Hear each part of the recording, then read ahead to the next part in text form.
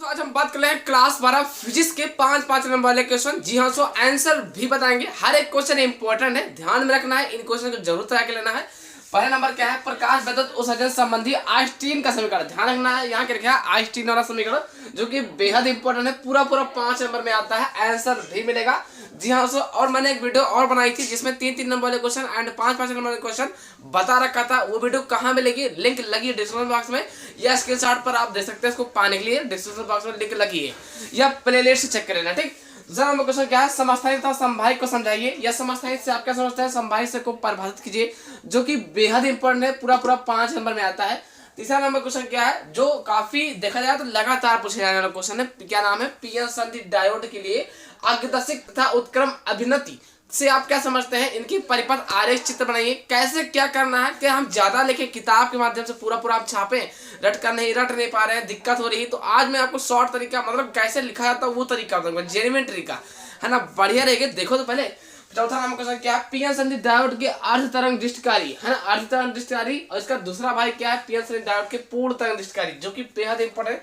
सारे के सारे क्वेश्चन 5 नंबर में है। कम से कम 2 या 3 क्वेश्चन तो आपको देखने को मिलेगा बोर्ड में। ये लिख के ले लो, लिख के 2 या 3 क्वेश्चन आपको मिलेगा। ज्यादातर तो पीएन संधि डायोड के तीनों में से 2 क्वेश्चन आपको मिलेंगे। 10 नंबर यहाँ से पक्का, 5 नंबर आइंस्टीन वाला जरूर आएगा, लिख के ले लो। तो मैं आज आपका 15-20 नंबर पक्का हो जाएगा, गारंटी है। मान के चलो, हर एक क्वेश्चन का आंसर मिलेगा, वो भी सटीक से सटीक। चलिए बात करता हूँ पहले नंबर क्वेश्चन। बाकी देखो पहले नंबर क्वेश्चन क्या है, प्रकाश विद्युत उत्सर्जन संबंधी आइंस्टीन के समीकरण लिखिए। मतलब जो समीकरण होता है उसको आपको निगमन करना है। तो पूरा सुनिए, पहले लिखना क्या है, हेड डालना है, उस आंसर में लिखना क्या है, प्रकाश विद्युत प्रभाव। मतलब इतना आगे पहले आप आंसर दीजिए। प्रकाश विद्युत प्रभाव का आंसर क्या हो जाएगा, धातुओं पर प्रकाश के आपतित होने से इलेक्ट्रॉनों की उत्सर्जन की घटना को प्रकाश विद्युत प्रभाव कहते हैं। फिर आपको हेड डालना है आइंस्टीन के प्रकाश विद्युत प्रभाव का, आइंस्टीन की प्रकाश विद्युत समीकरण, मतलब आइंस्टीन की प्रकाश विद्युत समीकरण लिखना है। अब इसके अंदर लिखना क्या है भाई, सबसे जरूरी चीज इसमें क्या है, मेन चीज क्या होता है, टीचर पकड़ता क्या है, ये देखिए।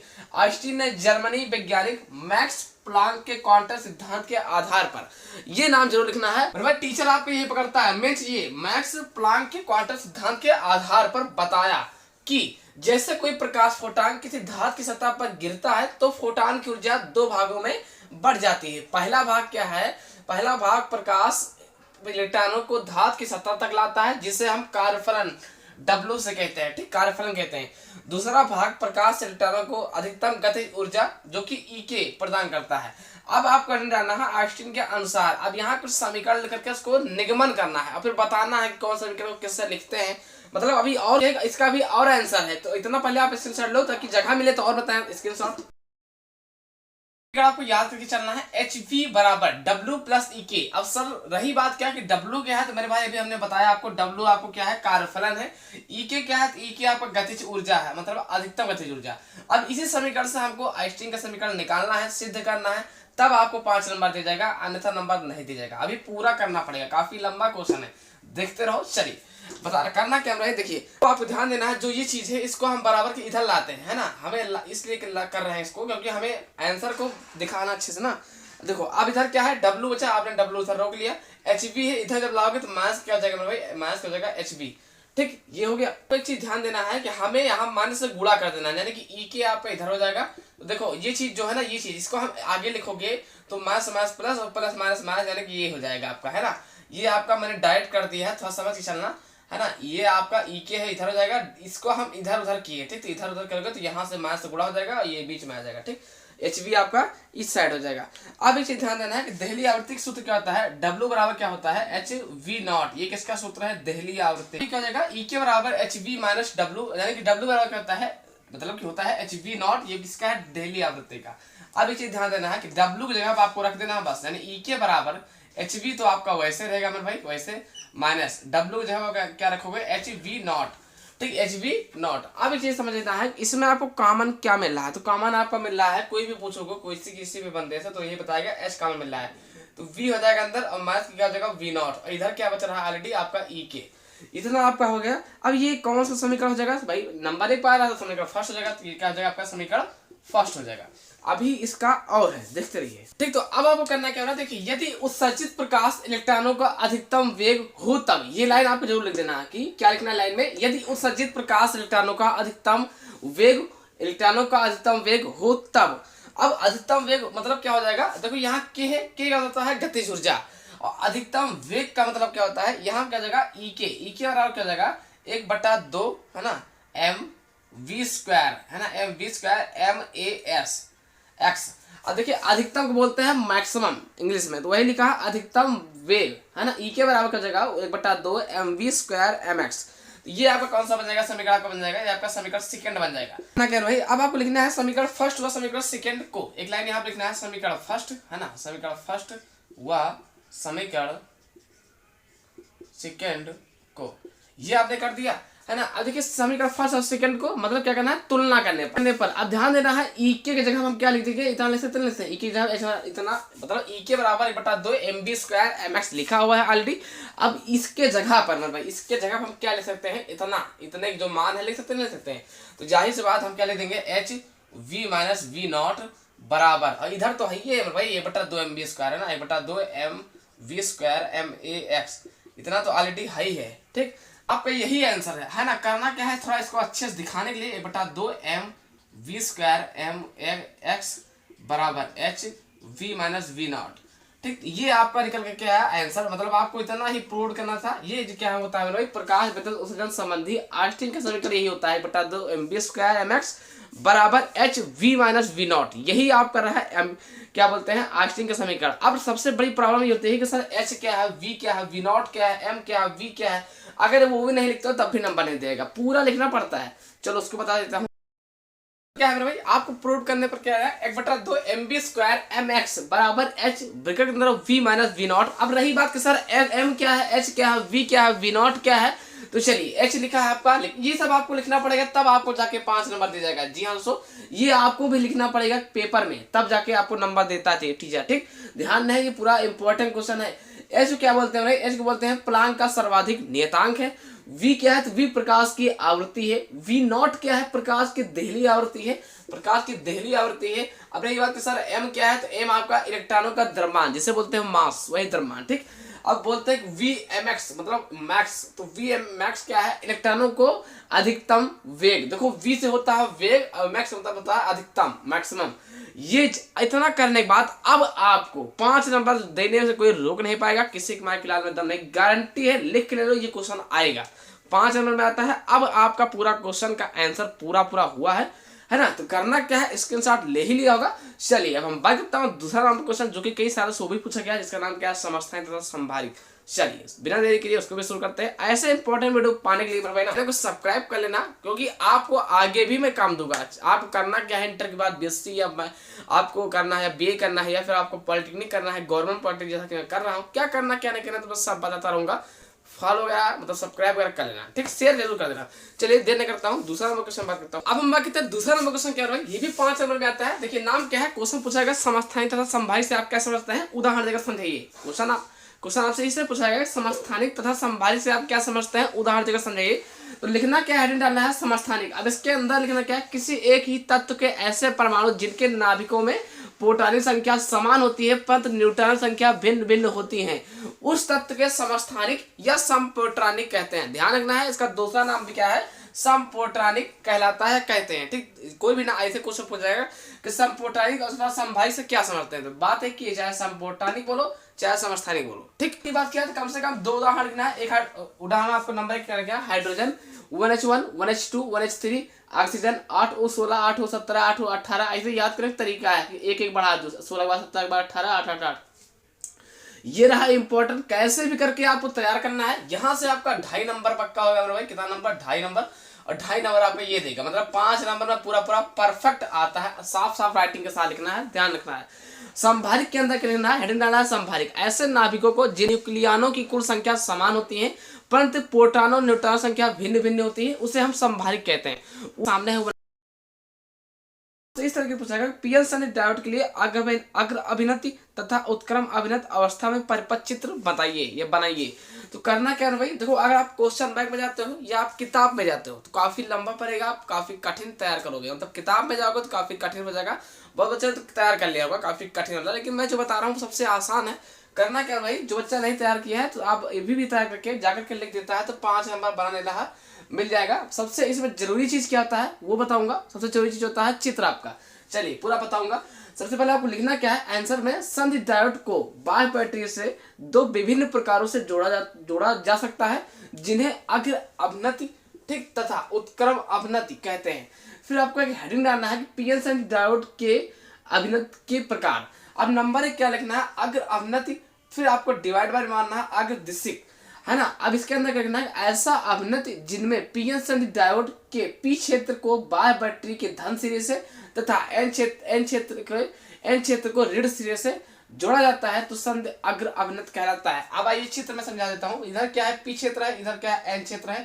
तो वही लिखा है भाई, क्या लिखा है, ऐसा अवनत जिनमें पी एन संधि डायोड के पी क्षेत्र से, यहाँ से पढ़िए पी क्षेत्र को बाह्य बैटरी से, जो पी क्षेत्र के है बाह्य बैटरी से एन क्षेत्र की धन के सिरे में जोड़ा जाता है ना। वही तो लिखा है, पी क्षेत्र के बाह्य बैटरी के धन सिरे से तथा एन क्षेत्र के ऋण सिरे से जोड़ा जाता है तो संधि अग्र अवनत कहलाता है। जो कि आपको चित्र ज्यादा जरूरी है। पी क्षेत्र है, ये एन क्षेत्र है, ये बीचे बीच वाला संधि है, ये जो आपका पीछे वाला जो गोल गोल है ये आपका इलेक्ट्रॉन है ना। ये आपको जैसे भी चित्र बना है पहला, ये पहला चित्र किसका है, ये अग्र अवनत का है, ठीक।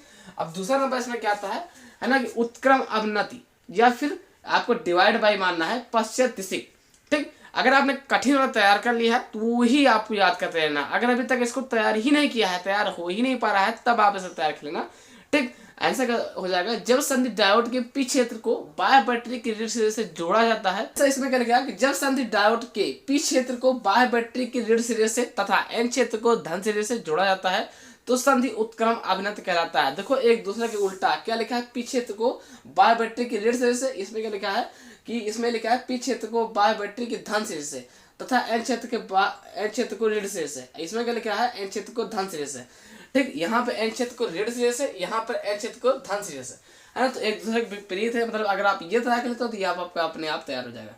इतना करते हो, चित्र जरूरी। हाँ, चित्र अगर आप नहीं बनाते हो तो नंबर आपको नहीं मिलेगा, पहली बात, क्योंकि इसमें बोला गया है कि परिपथ आरेख देकर के आप समझाइए। तो चित्र जो है दोनों, इसको अच्छे से किताब में जाकर के या मेरा ही जो चित्र बना इतना ही तैयार करना है। ध्यान रखना है कि चित्र आपका और अच्छा बनना चाहिए, इससे भी और बेहतर, ठीक, ताकि आपको 5 नंबर मिल सके। तो काफी इंपॉर्टेंट है भाई, इतना ही करना है। अगर आप इससे ज्यादा कठिन लगा आप तैयार कर ले तो वो भी सही है। ले लिया होगा मैंने, मेन चीज बोल दिया, चित्र बहुत इंपॉर्टेंट है, ठीक। चलिए बात करता हूँ चौथा नंबर क्वेश्चन क्या है। अब हम बात करते हैं चौथा नंबर क्वेश्चन क्या है। चौथा नंबर क्वेश्चन ये लिखा है कि देखिए आप क्वेश्चन कैसे पूछा गया, पहले क्वेश्चन पूछने का तरीका सुन लो। पीएन संधि डायोड को अर्ध तरंग दृष्टिकारी के रूप में कैसे प्रयोग में लाया जाता है, इसका कार्यविधि सही समझाइए। कार्यविधि भी लिखना पड़ेगा, ठीक। ये अर्ध तरंग दृष्टिकारी की बात हो रही है, अभी पूर्ण तरंग दृष्टिकारी की बात नहीं कर रहा हूँ, जिसकी इसका एक दूसरा भाई है पूर्ण तरंग दृष्टिकारी, लेकिन अभी उसको मैं बता नहीं रहा हूँ, उसके बाद 5वें नंबर पे आएगा ये अर्ध तरंग दृष्टिकारी। तो देखो अगर आप किताब पर जाते हो तो काफी लंबा मिल जाएगा, आप याद नहीं कर पाओगे, आप पढ़ करके छोड़ दोगे। लेकिन क्वेश्चन बैंक में जाओगे उससे थोड़ा आराम मिलेगा। लेकिन हमारे इस वीडियो में अगर आप देखते हो ना तो बहुत आसान है भाई, एकदम बेहतरीन तरीका क्या है। देखिए आपको लिखना क्या है, हेडिंग डालना है पीएन संधि डायोड के अर्ध तरंग दृष्टिकारी। अब उसके नीचे लिखना क्या है, अर्ध तरंग दृष्टिकारी प्रतिवर्ती धारा को डिस्ट धारा में परिवर्तित कर देता है। प्रतिवर्ती धारा को किस धारा में परिवर्तित करता है, डिस्ट धारा में परिवर्तित कर देता है। सबसे ज्यादा जरूरी इस आंसर में जानते हो क्या होता है, चित्र। अगर आपका चित्र सही है तो लिख के ले लो, पूरा नंबर मिलता है। अगर आपके चित्र में कहीं गलती कर दी, गलती जानते कहाँ होती है अक्सर बच्चों से, ये भूल जाते हैं, ये प्लस रखे इधर माइनस रखे, D1 D2 है ना, निवेशी इधर कर जाए इधर लिख देते हैं, ये समय गड़बड़ी हो जाता है, क्योंकि आपका नंबर दोनों डाउन मतलब कम होने लगता है, ठीक। हालांकि आपको ध्यान में रखना है ये चीजें। अब देखो हेडिंग का डालना है अर्ध तरंग दृष्टिकारी के परिपथ की बनावट, ठीक। अब बनावट के अंदर लिखना पड़ेगा कि जब ट्रांसफार्मर की प्राथमिक कुंडली P को एक प्रतिवर्ती धारा स्रोत से जोड़ते हैं तथा द्वितीय कुंडली S को पीएन संधि डायोड तथा प्रतिरोध से जोड़ दिया जाए तो निर्गत वोल्टता प्रतिरोध के सिरों के बीच उत्पन्न होता है। इतना लिखने के बाद इतना आपका एक ऐसे चित्र आपको बना देना है। अगर चित्र नहीं समझ पा रहे हो, कुछ गड़बड़ी दिख रहा है इसमें से, तो आपको किताब में जाना है, अच्छे से चित्र देख लेना है, या क्वेश्चन बैंक तो यही होगा, क्वेश्चन बैंक से आपको चित्र जो है अच्छे से थोड़ा बना लेना है। बाकी क्वेश्चन बैंक में आपको रटने की कोशिश मत करना। हाँ, अगर आपको कठिन इससे ज्यादा आपको आ रहा है पहले से तो कोई बात नहीं है। चलिए, तो मेरा जो बताया गया तरीका कैसा लग रहा है बता देना कमेंट बॉक्स में, और इतना आप स्क्रीनशॉट ले लो। अभी इसका कार्यविधि बताना है, ठीक। अभी इसका और है, बात करते हैं इसका कार्यविधि, जो कि बेहद इंपॉर्टेंट है। पूरा लिखते हो तब नंबर मिलेगा, मतलब कार्यविधि जरूरी है। चलिए, कार्यविधि के अंदर क्या लिखना है, जब निवेशी प्रतिवर्ती वोल्टेज के धनात्मक अर्धचक्र में द्वितीय कुंडली का सिरा AB के सापेक्ष धनात्मक होता है तो पीएन संधि डायोड अग्र अभिनत की स्थिति में होते हैं, जिसके कारण प्रतिरोध सीरी से धारा प्रभावित होती है तथा जब प्रतिवर्ती वोल्टता की ऋणात्मक अर्धचक्र में द्वितीय कुंडली के सापेक्ष AB ऋणात्मक होता है तो इस संधि डायोड उत्क्रम अभिनत में होता है, जिसके कारण प्रतिरोध के CD से धारा प्रभावित नहीं होता है। इतना आप चाहे याद कर लो चाहे समझ लो, पर भाई मैंने चित्र मिटा दिया है इसलिए थोड़ा समझा नहीं पा रहा हूँ, लेकिन कोई बात नहीं, हमारे ख्याल से यही सही रहेगा। इसको आप 2-4 बार पढ़ोगे तो समझ में आ जाएगा, कहानी के तरीके से समझना है। ठीक, चलिए कोई बात नहीं, आप इसे करना क्या है, स्क्रीनशॉट ले ही लेना है। और करना क्या है, स्क्रीनशॉट। एक चीज बताना चाहूंगा कि चौथा नंबर जो क्वेश्चन मैं बता रहा हूँ इससे ज्यादा इंपॉर्टेंट है तीसरा नंबर वाला जो क्वेश्चन है अग्र अभिनत तथा उत्क्रम अभिनत, वो ज्यादा इंपॉर्टेंट है। ठीक, लेकिन हालांकि कुछ कहा जा सकता है, ये भी इत्तेफाक पड़ेगा, ले लिया होगा। चलिए अब हम बात करते हैं 5वां नंबर क्वेश्चन। अगर कोई दिक्कत है ना कमेंट बॉक्स में कमेंट कर देना। हाँ, एक बात और बताना चाहूंगा, अगर आपको ये क्वेश्चन आ रहा है, आपने तैयार कर लिया तो उसको तैयार करके रखना जो आपको आ रहा है, नहीं तैयार है आपको तो तैयार कीजिए, इस ये तरीका। ठीक, चलिए बात करता हूँ 5वां नंबर क्वेश्चन। तो अब हम बात करते हैं 5वां नंबर क्वेश्चन। क्या देखिए क्वेश्चन से कैसे पूछेगा, पारस्परिक डायोडों का प्रयोग करते हुए पूर्ण तरंग दृष्टिकारी परिपथ चित्र बनाइए, इसका कार्यविधि समझाइए। मैं बता दूं मेरे भाई, ये लगातार पूछा गया है। पहले आप सुनिए, 2013 में आया है, 2018 में आया, 19 में आया, 21 में आया, ऑलरेडी आप देख सकते हो 2015 में आया, 17 में आया, 19 में आया, 20 में आया, 23 में आया, 24 में आया, और लिख के ले लो 2025 में आएगा। जी हाँ दोस्तों, काफी इंपॉर्टेंट क्वेश्चन है, पूरा 5 नंबर देगा। लिखना क्या है समझना अच्छे से आपको बस। और जो मैं बता रहा हूँ इतना परिभाषा आपको देखो, अगर आप किताब में जाते हो ना तो जो हिंदी में लिखा है इसको भरा रहेगा पूरा पेज क्वेश्चन बैंक में पेज भरा, कहाँ ले पढ़ोगे। तो केवल आपको मेन चीजें पकड़ लेनी, जो पॉइंट जो टीचर देखे खुश हो जाए, नंबर मिल जाए। ठीक, सबसे पहली बात क्या है कि चित्र आपका अच्छा होना चाहिए। दूसरी बात क्या है, आपका हेडिंग अच्छा, राइटिंग अच्छा। ठीक, लिखना क्या है, पीएन संधि डायोड के पूर्ण तरंग दृष्टिकारी, हेडिंग पड़ गई। अब नीचे नीली पेन से क्या लिखना है कि पूर्ण तरंग दृष्टिकारी एक ऐसा उपकरण का मतलब होता है यंत्र, कोई प्रकार का यंत्र या मशीन है। ठीक, उपकरण होता है जो प्रतिवर्ती धारा को डिस्ट धारा में परिवर्तित कर देते हैं तथा लगातार धारा प्रभावित करते हैं। इतना लिख करके फिर नीचे एक हेडिंग आपको डालना है, पूर्ण तरंग दृष्टिकारी का परिपथ की बनावट क्या है, उसके बारे में समझाना। इस बनावट के बारे में समझाना है। इसमें प्राथमिक कुंडली को प्रतिवर्ती धारा स्रोत से जोड़ दिया जाता है। ठीक, मैंने क्या बोला, इसमें प्राथमिक कुंडली को प्रतिवर्ती धारा स्रोत से जोड़ दिया जाता है तथा द्वितीय कुंडली से 2 PN संधि डायोड D1 व D2, देखो यहाँ पर D1 है, ये जो ऊपर है D1 है, यहाँ क्या है D2 को जोड़ दिया जाता है। D1 और D2 को जो है ना, जो ये धारा है ये वाला, इसको जोड़ दिया जाता है। फिर क्या लिखा है इसमें, P अर्धचालक को क्या लिखा है, P, ये देखो P अर्धचालक को, यहाँ पर क्या होता है प्लस होता है, यहाँ क्या होता है माइनस होता है। ठीक, यहाँ कहता है प्लस होता है, यहाँ कहता है माइनस होता है। ठीक, तो क्या लिखा है इसमें, P अर्धचालक को P अर्धचालक से जोड़ देते हैं तथा N अर्धचालक को N अर्धचालक से जोड़ देते हैं। P अर्धचालक को P अर्धचालक से जोड़ देते हैं, N अर्धचालक को N अर्धचालक से जोड़ देते हैं तथा द्वितीय कुंडली के पास एक प्रतिरोध जोड़ दिया जाता है। जो द्वितीय कुंडली होता है उसके पास एक प्रतिरोध R जोड़ दिया जाता है। मैं कुछ नहीं कह रहा हूँ, इसे आप 3-4 बार रटो क्योंकि नंबर का मामला है। 5 नंबर दे के जाएगा और लिख के ले लो, यही आएगा। पूर्ण तरंग दृष्टिकारी और अग्र अभिनत, पश्च अभिनत, ये क्वेश्चन आएंगे 2 क्वेश्चन। इसके साथ जरूर लेना है। अर्ध तरंग दृष्टिकारी उतना नहीं आता है जितना पूर्ण तरंग दृष्टिकारी आता है, लेकिन कुछ कहा नहीं जा सकता, इसलिए हर बच्चे तीनों क्वेश्चन वाले रट लिया। तो लिख के ले लेना भाई, ये क्वेश्चन आने के चांस में है।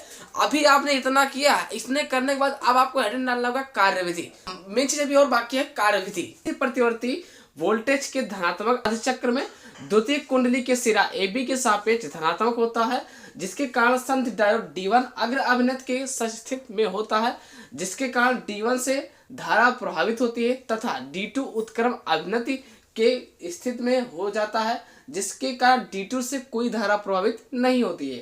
ठीक, इसी प्रकार निवेशित प्रतिवर्ती वोल्टता के ऋणात्मक अर्धचक्र में क्या लिखा है, वोल्टता के ऋणात्मक अर्धचक्र में कुंडली का सिरा AB के सापेक्ष ऋणात्मक हो जाता है, जिसके कारण डायोड D1 उत्क्रम अभिनत के स्थिति में हो जाता है, जिसके कारण D1 से धारा नहीं प्रभावित होती है, परंतु D2 अग्र अभिनति की स्थिति में होता है, इसलिए D2 से धारा प्रभावित होती रहती है। अतः पूर्ण तरंग दृष्टिकारी में लगातार धारा प्रभावित होती रहती है। बस आपको किसी भी तरीके से इतना, आपको 4 लाइन 3 लाइन ये तैयार कर लेना अच्छे से। बस अगर आप इतना कर लेते हो ना तो 5 नंबर आज आपको मिल जाएगा, ये दे देगा एग्जामिनर आपको, पक्का है। ध्यान रखना, चित्र अच्छा होना चाहिए, राइटिंग अच्छी होनी चाहिए। ठीक।